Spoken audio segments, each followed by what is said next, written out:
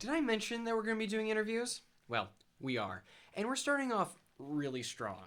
In this episode, I interview my friend and mentor, Eddie Villa.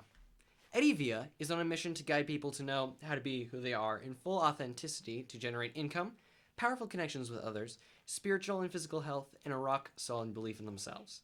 He does this by honoring what is required to be successful and combining it with our infinitely unique strengths. Now, hold on to your steeds, backsides, and any loose article of clothing because this one is going to be a real doozy. All right. Eddie Villa, thank you so much. Thank you so much for being here. I'm excited to be here, brother. It's good to see you. It's good to see you too. It's going to be so fun. All right. So let's get right into it. So in my house, we talk a lot about strengths. But when I talk to a lot of my friends, they don't really understand about strengths, don't really know what we're talking about. So just so we're all on the same page, can you give us a brief example or explain briefly what strengths are? Yeah.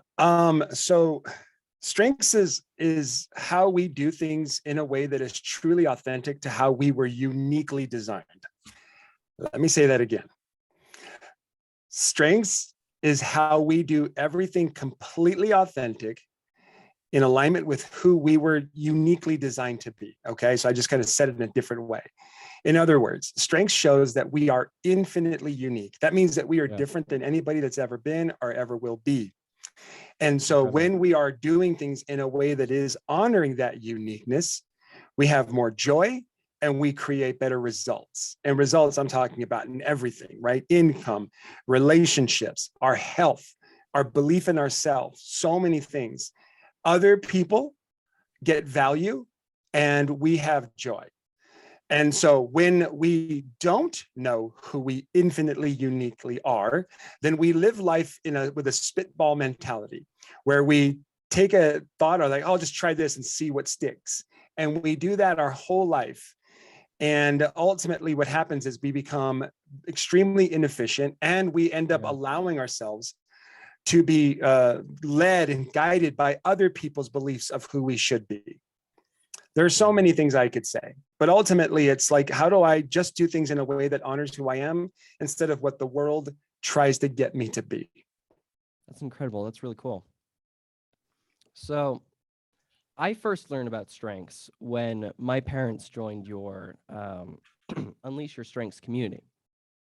So you've created an online community. You've written some books. You've created workshops, and you have 2 podcasts, your Unleash Your Strengths and the Unleash Your Teen podcast that you have with your daughter. I really enjoy that one, by the way. Thanks. We'll be doing more of those this summer. I'm really excited for that. Good. So what has driven you to create so many opportunities to connect people with their strengths? I'll be honest, no, it's very personal for me. What I do is I help people find clarity, right? Absolute clarity about who they are and how to be that with everything. What really drives me is I know what it's like when you don't have any clarity, when you don't know who you are, when you don't know what your passion is, when you don't know what your purpose is. I know what it feels like to be that. And so when I run into people, like the majority of the people of the world who don't really know what's awesome about them precisely. And when I run into them, I'm like, I know how to help you with that. One of the things that you and all of us are going to hear, the greatest advice we hear from people all the time is, hey, man, just be you. It's like the number one advice people tell you. But if you were to turn and look at them and say, okay, great, how do I do that? They won't know. They have no idea. But what drives me is I do know. I know precisely, step by step, how to do that because I've spent years of my life wanting to know how. And when I learned how I could teach other people doing it. So honestly, that's what pushes me. That's what drives me. That's what gets me waking up every morning is I think of someone out there who has value. They know they have value, but they don't know how to unleash it, right? Get it off the ties that bind and go to work. I know what that feels like. And I just love seeing it in other people. I'm addicted to it, Noah. That's awesome. I mean, I know I'm always frustrated when I can't get a response from people with that. Like, I want to know how. So it's incredible always talking with you about that. It feels so energizing. It's really cool. Anyways, so I started this channel to inspire people to go out and do good in the world and to spread light and to tell those stories. So the past few years have been pretty hard for all of us, and more so for some than others. A lot of people have struggled, and so from a strengths perspective, how can people bring light back into their own unique lives? This is an awesome question. So I'm going to be real honest with you, because I have a lot of respect for you, and I have a lot of respect for the people that watch your show. I'm not going to lie about this. Before what's happened in the last 2 years in our world, before that, many people struggled with confidence and belief in themselves, right? Right. Well, what's happened in the last 2 years is that we've been, in many ways, abused emotionally, spiritually, some of us physically. We've gone through this abuse for 2 straight years, and this abuse has kind of shown up like, I think you're going to find this interesting, in similar ways to a person who lives in a home that is where they live with an abusive partner, right? So there's partners like this. So there's people in the world who live with abusive partners who abuse them mentally, physically, even spiritually. And what happens, the side effect of all this is a complete and total doubt in yourself. Every instinct, every belief you have inside of you that guides you to make decisions, the last 2 years have just absolutely abused us all. And we all doubt ourselves even more than we did before the last 2 years took place. Right. Right. And so how does strengths come in? What strengths does is it reminds you of truth, the truth of this is your value. And you can't argue with it because it's right there. And when you look at your strengths report and you understand it the way that I teach it specifically, you can't deny your value. You can't deny that there is proof that who you are is all you have to be. Now it's a matter of practice. In the same way that we were practiced to be abused for the last 2 years, we can practice to be uplifted. And when you understand your strengths and you're doing this with other people and you're really getting into it and you're getting that reminder of what's great about you, it's more than just making money or building relationships or improving your health. It's healing. It's healing the pain and the damage that's been done, not just even in our last 2 years, but some of us our whole lives. I mean, I love that. I've talked with a lot of friends that have really been struggling as teens. We struggle with that a lot, with that purpose, with knowing our worth. And I know strengths definitely has helped me to see that and to understand myself, and by understanding myself, understanding my worth. And I felt this desire to share that with my friends, and it's been I mean, strengths are so cool that way. Love that. Yeah. I got to give you credit, brother. You and anybody that is anywhere near your age, like you are all growing up in a world of social media. Mm-hmm. And I got to be honest, like it's something that I couldn't even fathom having to grow up. I remember when I was a teenager, if I could think of any one thing, and there are lots of them, stupid things that I did as a teenager, just because, I did dumb things in front of people, to think that there could have been a camera videotaping it and then broadcasting it on the internet for the whole world to see. Mm-hmm. I don't know how I could have operated in that world. I don't. I have a strength called activators, very impulsive. I get ideas and I just want to run and go do something, which means I get used to failure a lot. In fact, I get used to public failure. I had to get used to it. I had to understand it, embrace it, but I didn't have a camera broadcasting it live on the world for the world to see. And the fact that you all are raised right now in a world where that's normal, where you got to watch what you say, watch what you do, because anything could get caught on camera and broadcast all over the world. And we're in a world right now where cancel culture is a real thing, where if you make one mistake, the world will never let you forget it. And I believe that is because the world, the majority of the world abuses themselves in that way. Every time they make a mistake, they never forget their own mistakes. And so they're going to make sure that you don't forget yours either. You know what I mean? Mm-hmm. And so I got to give you credit, brother. You live in a world where anything you do can be caught on film and put on the internet forever. And then Right. you've got to operate. You're still going to be alive. How do you keep going? You know what I mean? I Yeah, think and strengths is more important now than ever because I can help people just be who they are without getting caught like that, being caught being authentic instead of being something that's not you, the mistake that you made, you know? right. That's one thing that over the past year I've really tried to focus on with people I interact with because of that a lot of us teenagers, we put up this facade of being perfect, of all of this, and it's Yeah. extremely stressful for people, and it's not authentic at all. That's part of why I started wearing my suits. I started wearing them to school, and I was just like, guys, let's just be our authentic selves. It was, yeah. So that's something that's really important to me. I really want to inspire other teenagers to be able to be authentic, to be themselves, to let go of that, again, facade. Yeah. Yeah. Yeah. Imagine, imagine that the facade is an actual representation of who you are in here in your heart and who you are up here in alignment with those two things. It's Right. life is complicated enough, and I'll tell you that one thing I've learned in all my years of working with people and strengths, I have found that people of your age in particular have a more clearer understanding of who you are, but there's this nervousness or hesitation to let it out. Right. And to compare it, older people, let's say people in their 40s or 50s, like myself, tend to have more of a desire to want to let out who's inside of them, but they've forgotten it. So I want you to think about this for you, Noah, and I would tell you this because I feel like you're on the right path of this, is that the more that you own who you are and practice sharing it with the rest of the people, you won't be in this place like most of us that are older who have lost connection with who we are. You'll be in a place where you've been practicing who you are for so long. Oh my gosh, I can only guarantee more joy and results in life.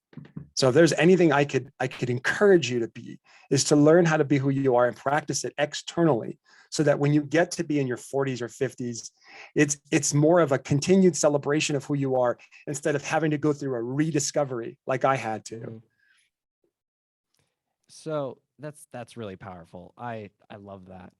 Have you observed that when people are authentic to themselves, it inspires or teaches others to be authentic to them, to their own selves? Yeah, absolutely. My rule is if you, be who you are for others so that they can be free to be who they are for you. It shows up everywhere. If you could help other people see the value of who you are by just being who you are and loving it yourself, then for them, it's like, oh, I get you. Let me show you who I am. And we work so well together. My favorite analogy is when you go to hang out with people, like at a dinner or something like that, there's always that one person who is hesitant and they have value, but they're afraid that the group won't accept it. So they end up being weird. And then you got a weird vibe off of them, and it's not that they're bad. It's just that they made a decision that the group wasn't going to accept them for who they are. And then when they did that, they got weird. And then the group didn't accept them for who they are. Self-fulfilling prophecy. Yeah, exactly. Cool. Yeah, make people feel comfortable. When you're you make people feel comfortable. And when you love who you are, like you're a great example of that. Gosh, I mean, it's so easy to be around you because you just embrace who you are so instantly and obviously. Like we can see you coming around the corner. You know what I mean? And then you're like, okay, that's him, and that's who he is, and that's the value I get. Now I'm going to be me, and I'm going to share my value, and so on. Value meaning the feelings we get when we're near each other. I love that. I love being able to inspire people to be more comfortable with themselves. Yeah, really cool. Without having to wear your suits, because your suits are you. You know what I mean? Yeah. Like that's where it gets a little hard. Like you're not telling people wear these suits. You're telling people be you, obviously. Yeah, these suits are me, and I wear them because it's part of my personality, and I want to encourage others to find their own suits. Oh, nice. That's good. Awesome. That is so good. I'm gonna have to start. That's a book, man. That's a book title. By the way. Find your own suit. Your own suit. Yes, Awesome. that's a book title. There we go. Expect that soon. Awesome. Cool.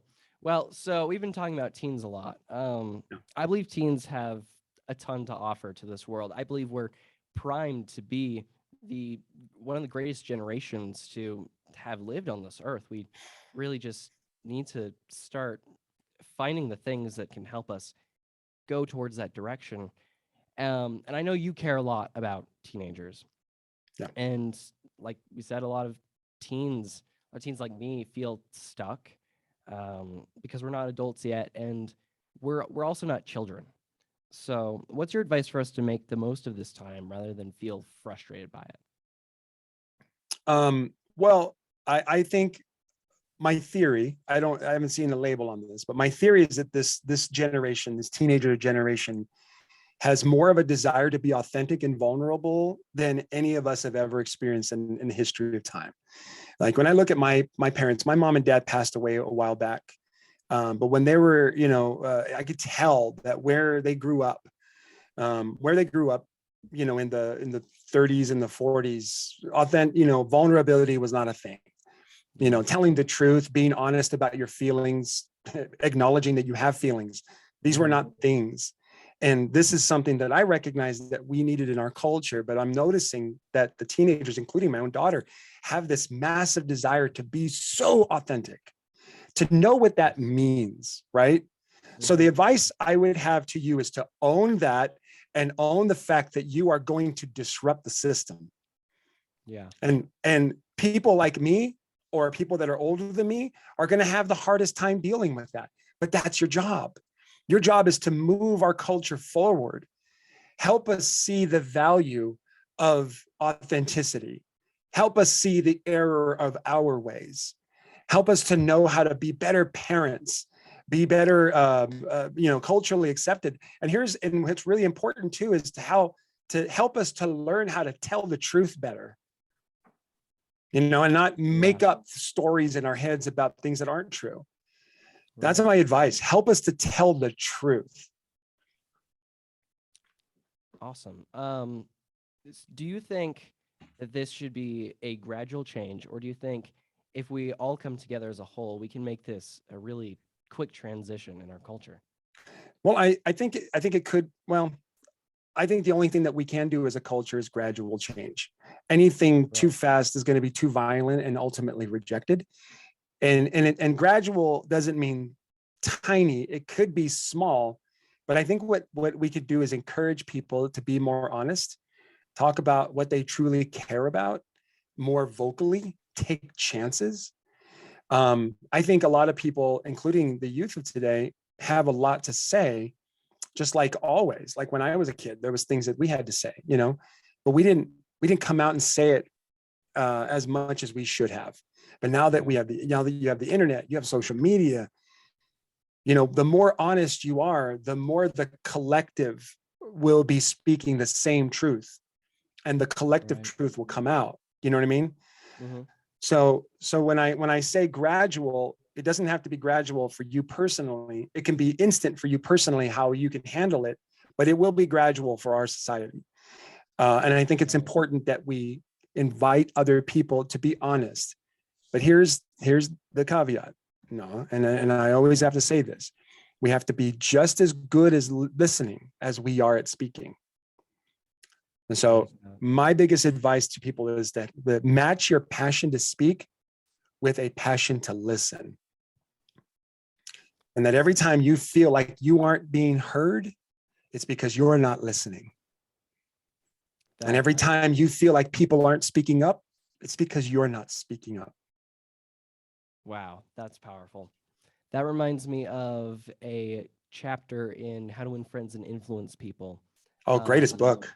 Greatest book. It's my favorite book of all time. So timely. That book will be valuable forever.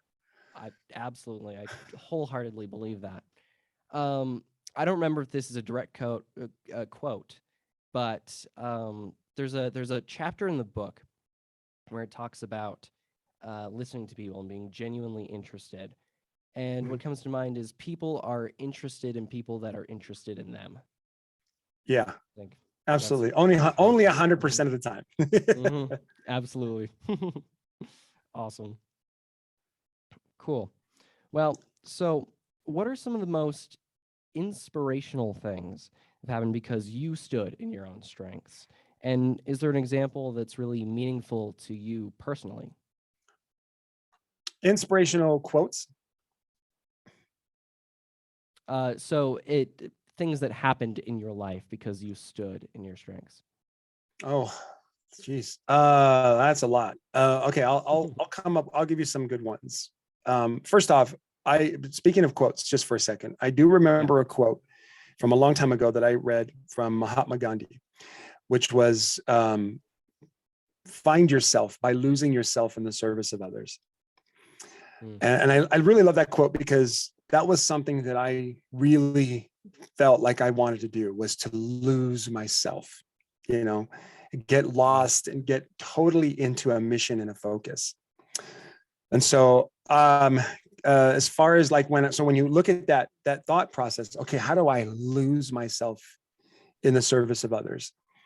And then find myself that way. I'll share with you, this happened to me, I feel like I wish it happened sooner in life. But there was a time where I really hated who I was. And I finally realized that my problem was not the way people were perceiving me. My problem was how I believed people were perceiving me. Wow. Does that make sense? Right. So I, like, if somebody would say, hey, Eddie, how do people perceive you? And I start telling you, it's all made up. Yeah. So when I realized that was made up, I realized, well, if I made that up, well, what would happen if I made the opposite up? Right. And then I go, okay, well, what if I believed people actually thought I was valuable? So I realized that's a made up thing. I can't just go around, look in the mirror and say, Eddie, people think you're valuable. That's what the gurus say, but it doesn't work because it's not real. It's not honest. It's not true. Right. So I said, well, the only reason why I don't believe that people see me as valuable is because I don't see that that's happening. I don't have proof. So I decided I would create proof that I was valuable. And that was my mission. I was like, okay, I'm going to prove that I'm valuable, not to anybody else but me, just me. And in that process, I lost myself in the service of others, where I made this choice every single day. I'm going to do one thing that's going to help someone, where I myself will see I helped them. And Noah, you might be surprised at this when I tell you, every day I would do something and I would see that I was of value, but I still wouldn't believe it. Wow. Every day I did it.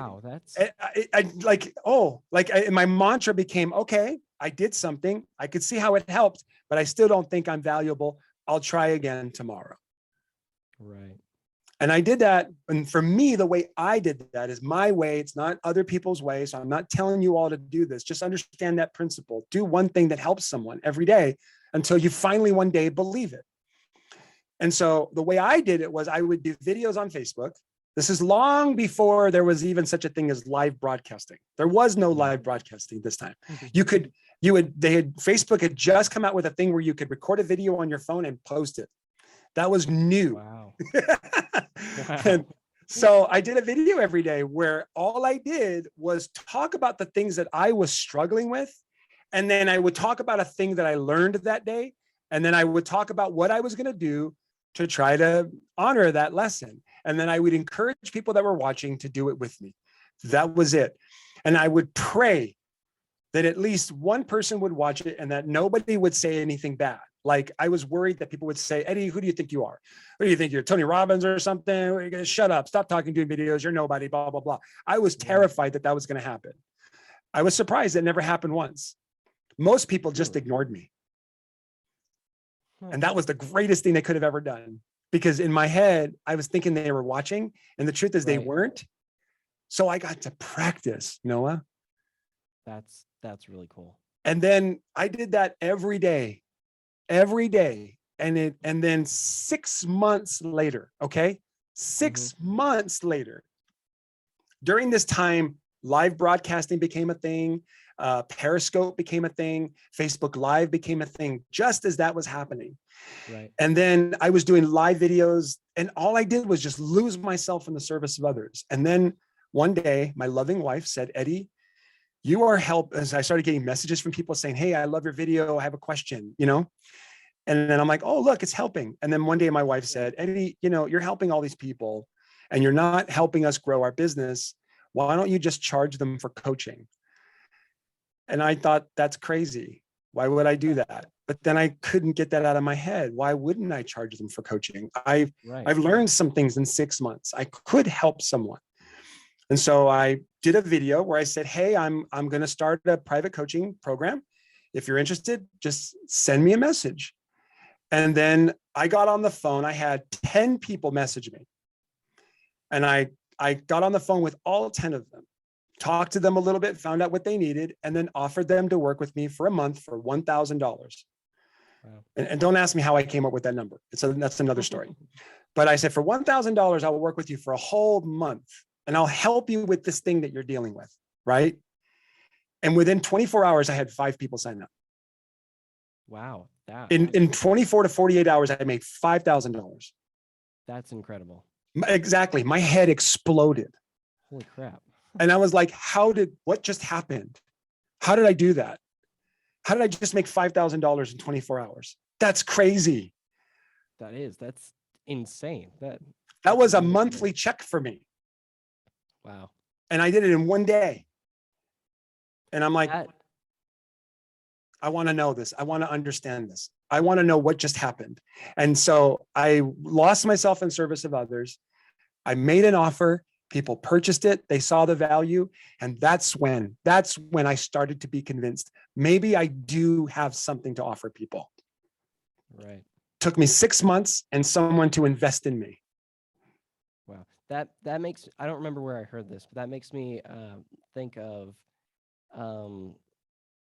this saying, don't fake it until you make it, fake it until you become it. It's really cool. Well, for me, I wanted it to, I learned if you want to be something, then you do your best example of that, and then you'll be it. Like you just do your best of what you think that is. So many people will come to me and say, Eddie, I don't feel like I'm a leader.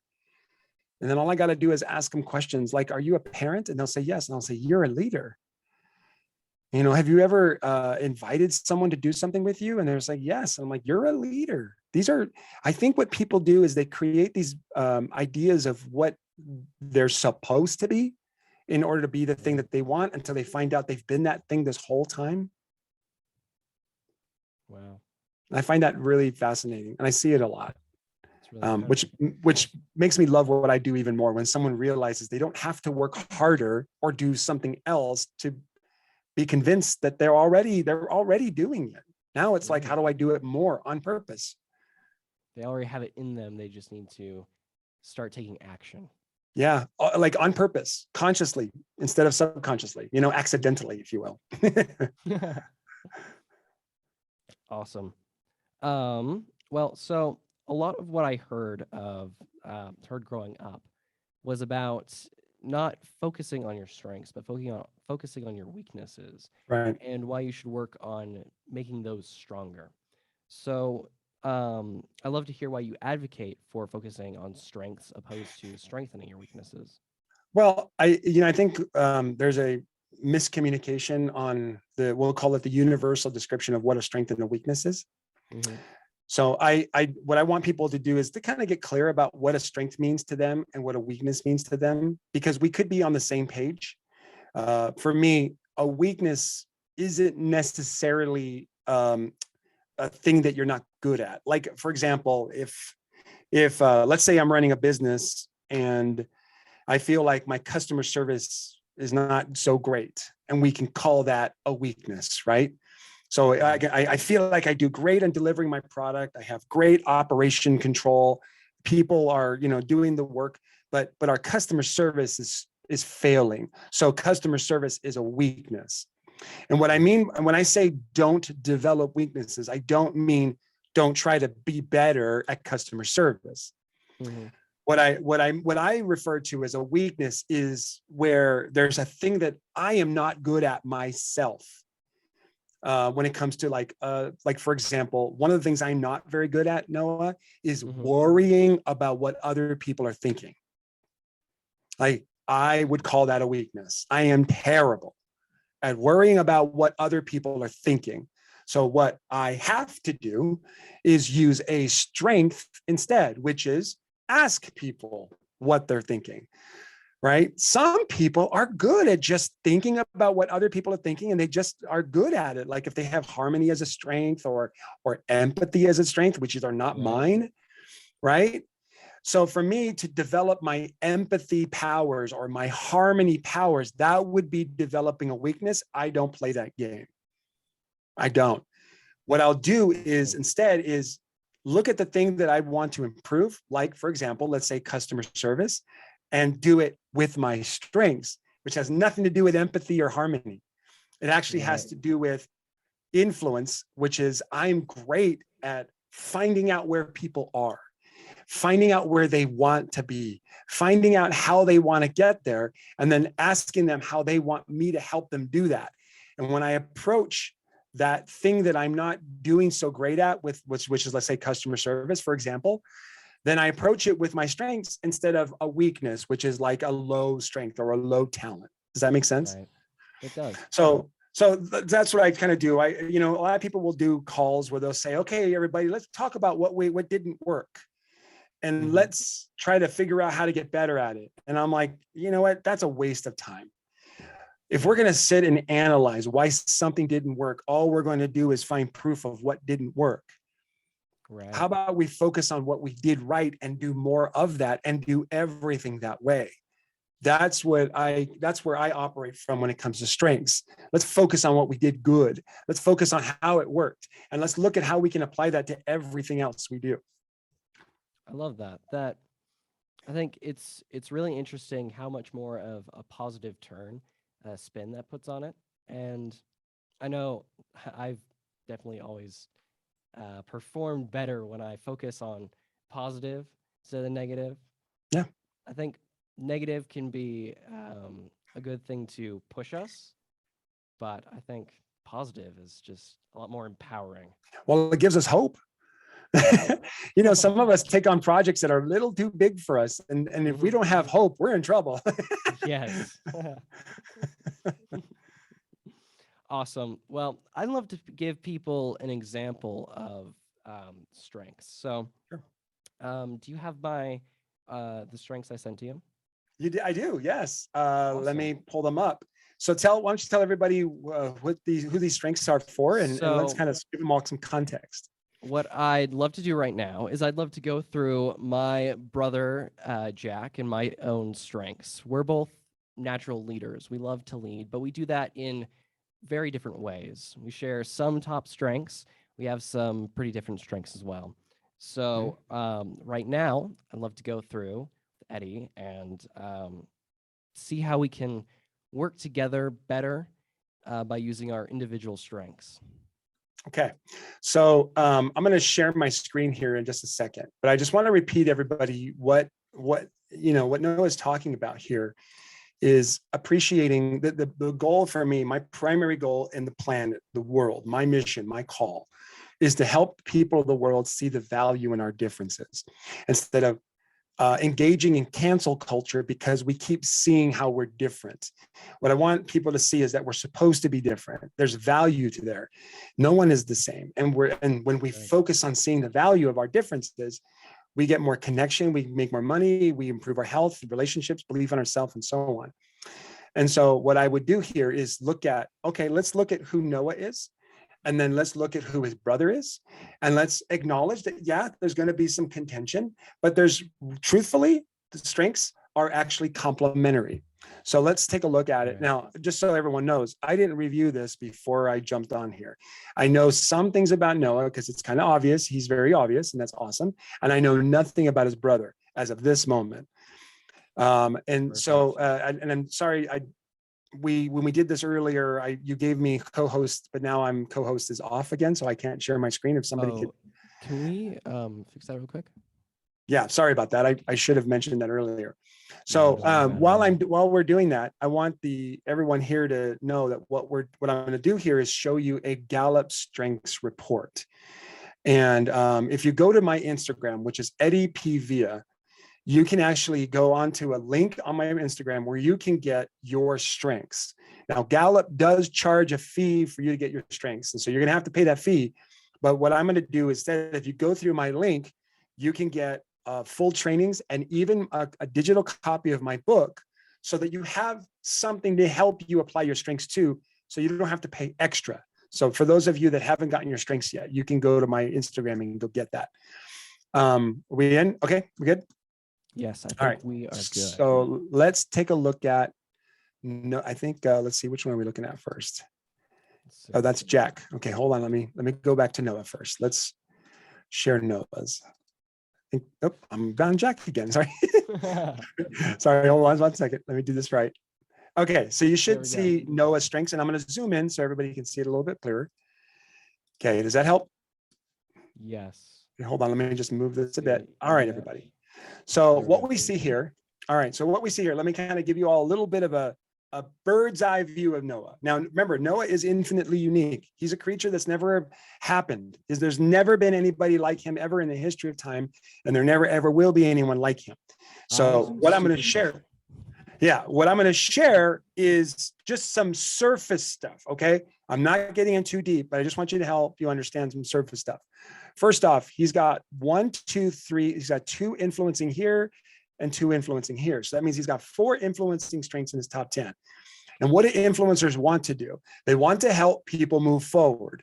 So is it really shocking that Noah would do a podcast or a YouTube channel helping people love their strengths and move forward? Of course, it's not shocking. It's him being him.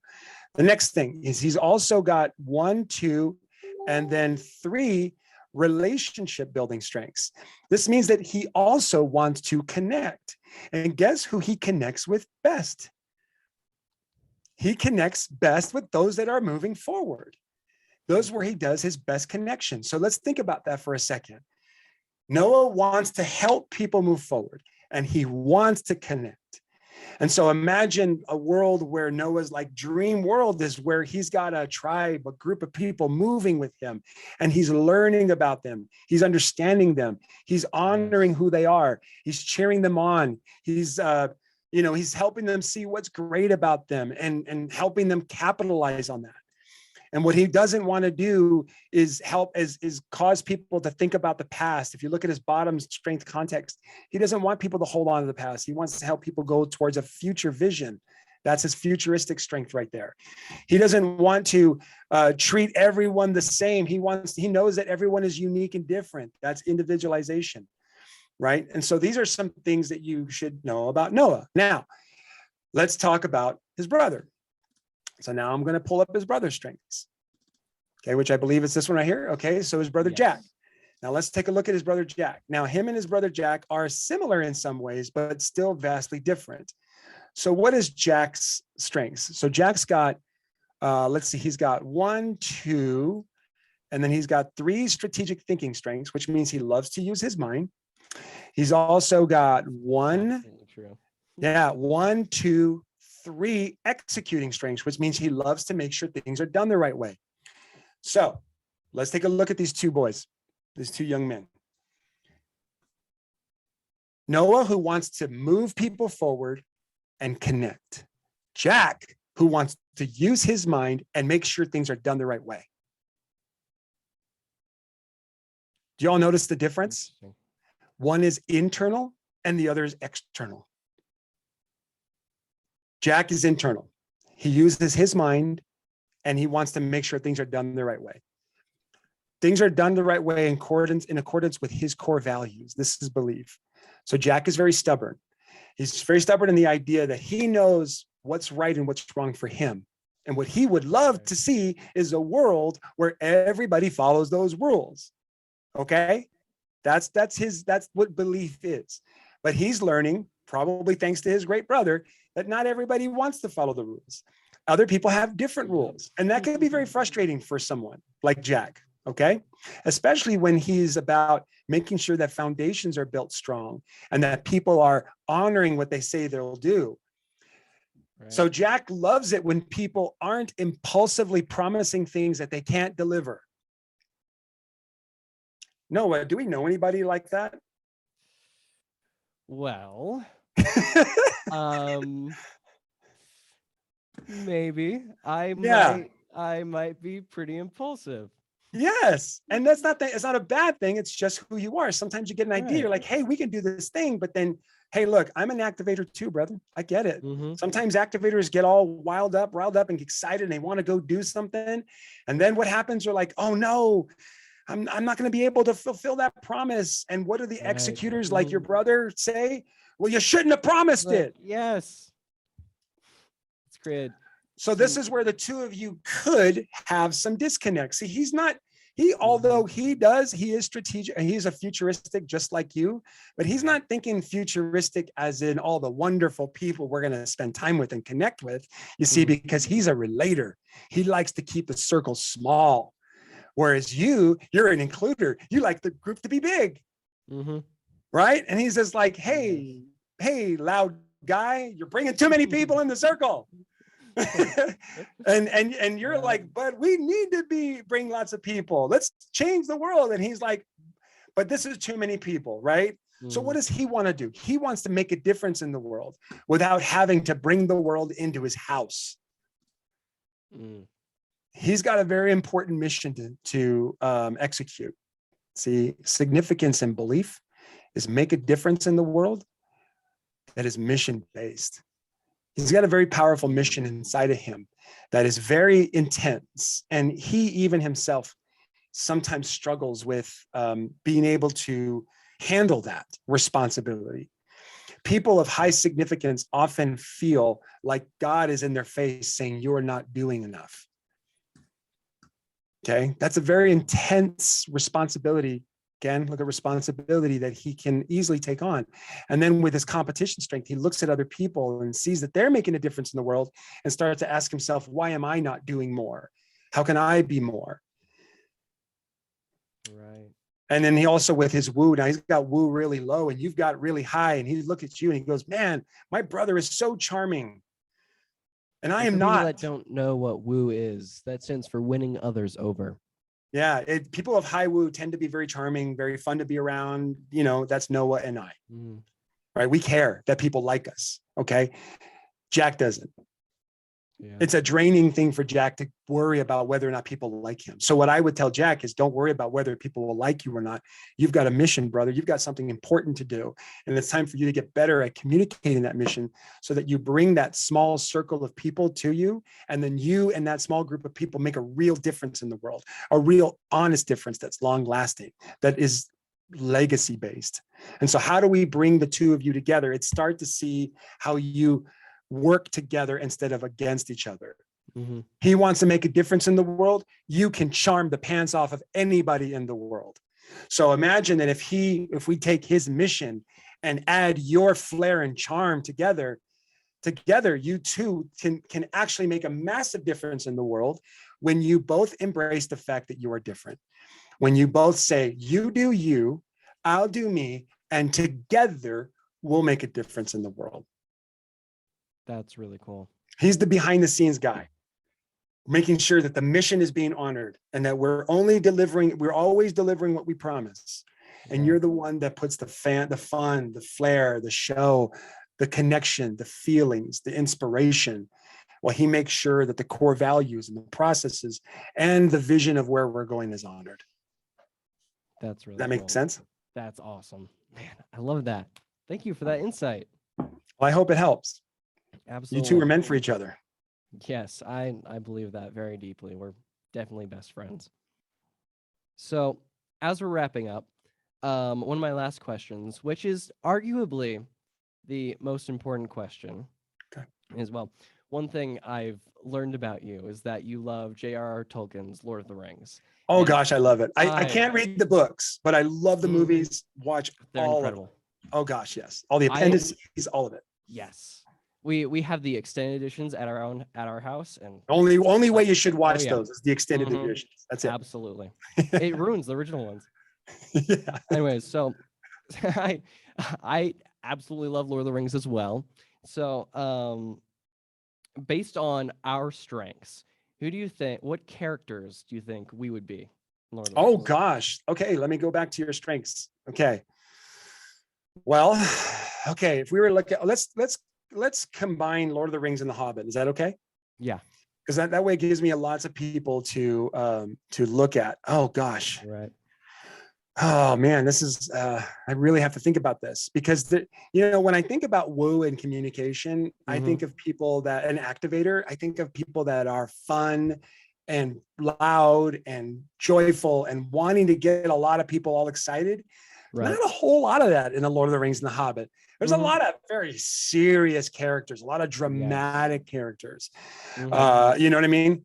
But if I were to pick, it's not, you know what I mean? Right. Like I think a lot of the characters want to be happy, but there's just a lot of dark stuff going on, right. you know? Like it's the end of the world, and it might be a little hard.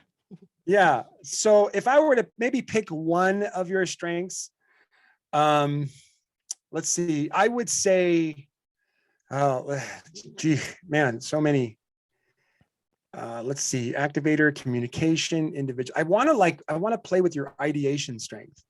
So let's try this. Ideation, people who have ideation very high are very good at seeing little details that most people are missing, right?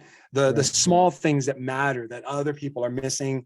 And when they're talking about the small thing, everybody else seems to think that the other thing is more important, that this small thing isn't that important, right? Does that sound like anyone to you? Small thing is very important, but everyone else seems to think it's not important. Well, I can think Frodo, Bilbo, the Gandalf. That's Gandalf. I would go with Gandalf on that one. So Gandalf's like ability to see value in the small thing that most people are missing, right? Nobody is the greater defender of hobbits than Gandalf. Right. And so I'm not saying you're Gandalf, because there's a whole lot of other things to Gandalf, like people who have intellection very high. And for you, it's number 18. It's kind of in the middle, so not really. Right. So I'm not saying you're Gandalf, but the Gandalf's ability to see uniqueness in things that's small that most people overlook. And what Gandalf does is he fights for that. He fights for the underdog. You know what I mean? So that I would say you have that aspect in Gandalf, the one who can see the little thing that most people are overlooking. Does that make sense? Right. He was one of the ones that I was definitely thinking. I definitely connected with the most. So that one piece for sure. Absolutely. And he loves being loud and joyful too. Like his big thing at parties is fireworks and stuff. Yeah. Yeah. So there you go.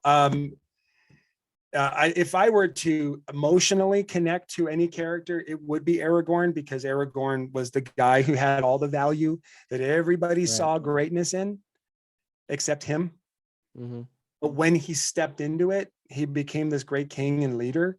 And if I could attach myself to any one character, it would be him, because to me, that's inspiring to go from self-doubt to becoming this powerful leader who's just compassionate and loving of the people that he's choosing to lead. That's something that I want to be for myself. And if I were to look at any one of my strengths, if I could just take a look at my strengths so that I can actually see them, I'll even share them with you on my screen here. Awesome. Let's see if I can do a good job of pulling it up. I had it a minute ago. Okay, hold on one second. Let me pull it up.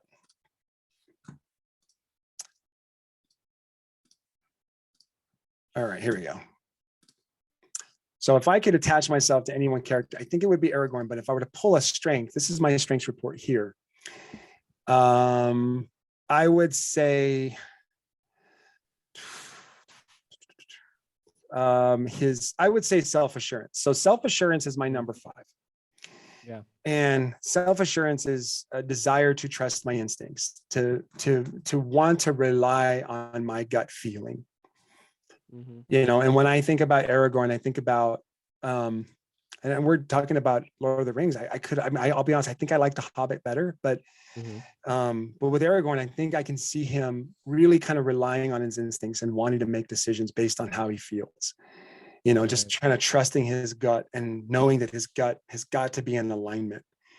One of the things I saw Aragorn do was letting go of his guilt over his over his his history, his past, oh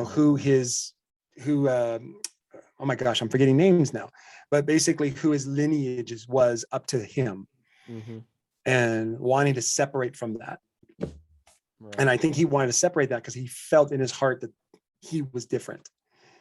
And so he had to separate from that. So these are the things that I've definitely gone through. I had to separate myself from a lot of my family because I felt this call to be away from that mindset. Right. And it's not that they were bad or I'm good or anything like that. It was just this feeling of I need to go on an adventure. I have to do something different and break a cycle. So powerful. I hope you got a good answer on that one. I love that. Real quick, do you have an idea of someone Jack would be? Oh, see, so Jack would be the silent, stubborn one. Gosh, silent, stubborn one. This is important. We need stubborn people in our life. People that stand for their beliefs, stand for their core values, hold strong when everyone around them is freaking out. A character like that? Well, I think Legolas would definitely be one. He's very when everyone around them is panicking, right? Right. This is the one that holds strong. Right. The one that people are kind of frustrated with a lot. But this one is a warrior. Okay, I'm going to describe it now. Look, again, this is just a piece. This doesn't mean that this is who Jack is, but this is a piece. The one who, and again, back to Lord of the Rings, who's probably the most stubborn one all throughout the first and second one, but really becomes this this person that everybody kind of grabs onto is like, wow, he's not stubborn just to be stubborn. He's stubborn because of his commitment to something bigger than him. Right. And the one I'm thinking about is Gimli. Oh man, that's interesting. That one is a rock solid, stubborn as it comes, right? Yes, because he has got this commitment to who the dwarves are and what they bring. Oh, another great example from The Hobbit. I'm forgetting his name all of a sudden. Thorin. Thorin, yes. Yeah, the one who kind of lost his way a bit. You know what I mean? Thorin. And when Thorin just kind of like lets go of his stubbornness and just brings what dwarves are supposed to be to the world, to the table. And this powerful scene where in Battle of the Five Armies, where the bell comes crashing through, right? And you hear that, that's like, dude, I get pumped. And you see Thorin come out and he's just like, we are dwarves and we are this is who we are. And everybody follows. And I think the reason why everybody struggled to follow Thorin was because he was veering off the path of his core values. Right. He started to follow down the path of his father with the obsession with gold and treasure. Do you remember that? And when he was falling off, when he fell off the path of his own core values, the group struggled. But once he came back, man, they were ready for him. You know what I mean? This is what people who are stubborn really do. They really create loyalty. So those are a couple of examples. The stubbornness of the dwarves is powerful. It's really interesting because he really connects with a lot of the songs of the dwarves. He loves those songs. Yeah, those deep core values and the stories and in their culture. It's like he holds strong to those. It's like we must go to the mountain and reclaim the gold. Yeah, that's awesome. The mission. We got to stay on that mission. All right. Pretty cool. There you go. Well, thank you so much, Eddie. This has been an absolute blast. Where can people go to learn more about your work? So I'm very active on Instagram. So find me, Eddie P. Villa. That's a great place. If you don't have an Instagram, go to my website, eddiepvilla.com. You can go there, you can get your strengths assessment, you can get your strengths, you can go get my book there, and so many great places. So I always encourage people to start there. Get your strengths, get my book, get started. There's so many cool things that I have available for you, but take the first step first. Awesome. Thank you so much. Thank you. All right, Thank everybody. you. All right. Bye-bye. See why I love this guy so much? Eddie is seriously awesome. But the most awesome thing about him is that he wants you to remember what's awesome about you and everyone around you, so we can all bring more light into the world. After this interview, I'm definitely a lot more excited to learn as much as possible about my own strengths, and yours too. If you're curious, go take the Clifton Strengths test and make sure you comment below to share what your top 10 strengths are. Remember, all strengths are awesome, and leaning into yours makes the world a better place. If you or someone you know would like to be interviewed on our show, send an email to lightswitchchannel@gmail.com with your inquiry. Thanks so much for watching, and I hope this video brightened your day.